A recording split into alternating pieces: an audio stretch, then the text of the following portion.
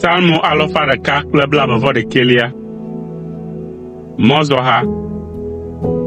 Mawu mo dzi ɖe togbɛawo ŋu. Afi ka nye xɔname atso ava? Nye xɔname atso Yehowa, ame si wɔ dziƒo kple anyigba la gbɔ. Mana wòafɔ naɖiɖi o. Eya ame si dzɔa ŋuwo la madɔ akɔlɔ̃e o. Vavã, eya ame si dzɔ Israel ŋu la madɔ akɔlɔ̃e loo alo adɔ alɔ̃ o. Yehowae nye tawokpɔla.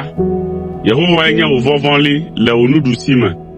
Eya ta ɣe maɖu wò le ŋkeke me loo alo ɣleti le zã me o. Yehowa aɖe wò le wò vɔ̃wo katã me, eye wòakpɔ wò agbe ta. Yehowa adzɔ wò vava kple wò dzodzo ŋuti, fifia yi ɖase mavɔmavɔ me.